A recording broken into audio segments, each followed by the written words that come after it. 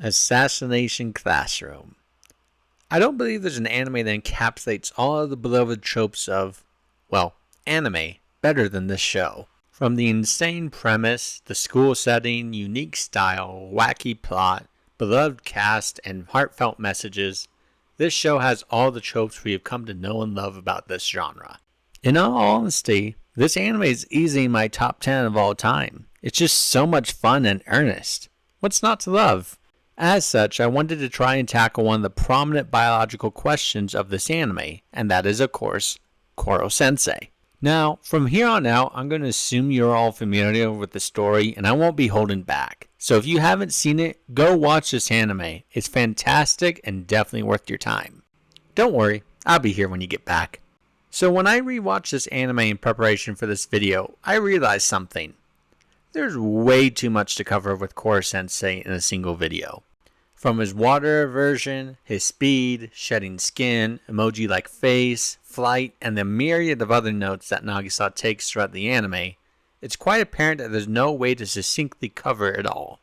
That's why I'd like to make this an ongoing series, if you chaps want, that is. I'll tackle different aspects of Koro-Sensei's biology in each video. Obviously, I won't make it back to back, but every couple months, if you guys want, I'll come out with a new Koro-Sensei video tackling something different about his body. If that interests you, just let me know. Anyways, my plan for this video is to lay the foundation of what makes Koro-Sensei the way he is. And luckily for me, they laid that out in this clip here. A mere 1/10 of a gram of antimatter puts out as much energy as an atomic blast. By splicing the particle acceleration cycle of antimatter into the life cycle of a cell, Yanagisawa's research enabled rapid regeneration of organic compounds. Yeah, this is going to be an interesting video to say the least. Alright, come on, keep it together. Mayhap there's more to splicing a particle acceleration cycle of antimatter into the life cycle of a cell. I can work through this. Just saying that out loud makes me dread what we're about to learn. Alright, let's just ground this in reality. Antimatter, cell, energy. Let's go. Past it all, this is going to be a difficult one nonetheless. The premise of this video is more physics-based than biological, so I'll do my utmost to explain how I understand his body, but feel free to add to this discussion or correct me if I'm wrong.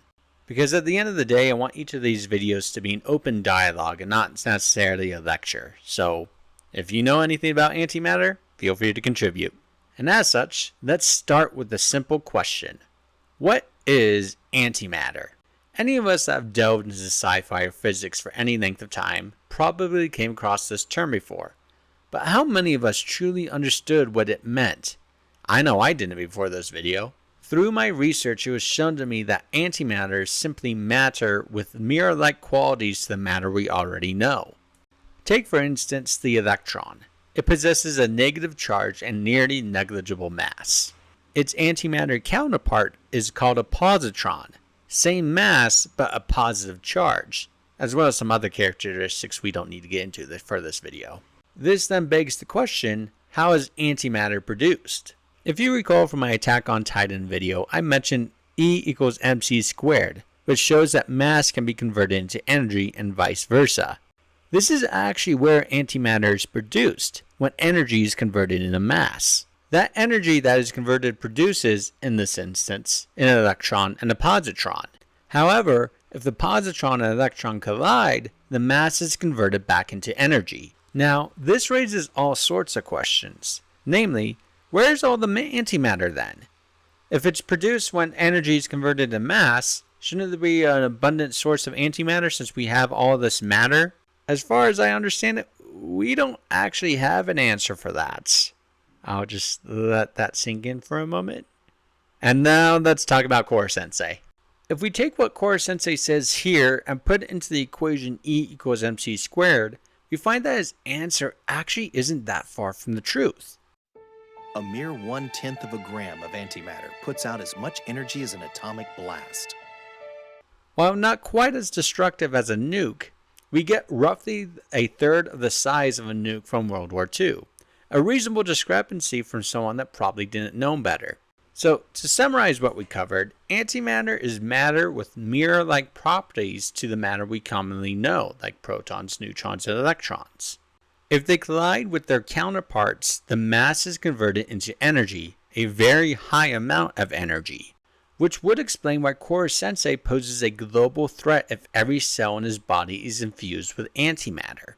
If the antimatter in his cells combined with the matter of his cells all at once, then the destructive output would be... Hold your horses there. Let's not get into that answer just yet. Let's talk about how infusing the cells with antimatter could work. Now, without making this too complicated, let's say the scientist could simply inject antimatter into the cells of Koro-Sensei. The antimatter would have to be contained within his cells in a barrier that prevents them from interacting with the matter of his cells. This barrier could be the tentacles that were synthetically produced, allowing for a man-made barrier to separate the matter and antimatter. This then would allow for Koro-Sensei to control the tentacles at his complete discretion, enabling him to combine antimatter with matter from his cells to produce a tremendous amount of energy. Energy that could be utilized in a variety of different ways, such as speed, flight, and regeneration, to name just a few. So, in summary, Koro-Sensei was grafted with tentacles which would serve as man-made barriers for the antimatter, preventing it from interacting with the matter. Koro-Sensei has control over its interaction and allows the antimatter to combine with matter to release energy in small amounts that then allows him to use it to perform his many powers. This would also account for his time limit, for it may be possible that the year he has left is how long the barrier lasts before the antimatter is introduced to matter all at once. So if that happened, just how destructive would Koro-Sensei's, blast be? Estimating his weight to be roughly 250 kilograms, to be fair, I have no idea what his actual weight is or how to calculate it, so I'm just going to use this as a rough estimate. And using E equals mc squared, where E is energy, m is mass, and c is the speed of light squared, we get that the potential blast would be 4.5 times 10 to the 19th power joules of energy, roughly 200 times the size of the Tsar bomb. While this blast would be devastating, it wouldn't outright blow up the planet. But in the end, it would be a cataclysmic event. So, yeah, antimatter. Interesting stuff, ain't it? Well, I hope this was edifying for you. I know it was for me. If you have any thoughts on the matter, let me know. This is my first foray into antimatter, so it was rather fun to learn something new. In the meantime, let's hear how much this prodigy can actually hear. That really sucked. Take care, everybody, and God bless.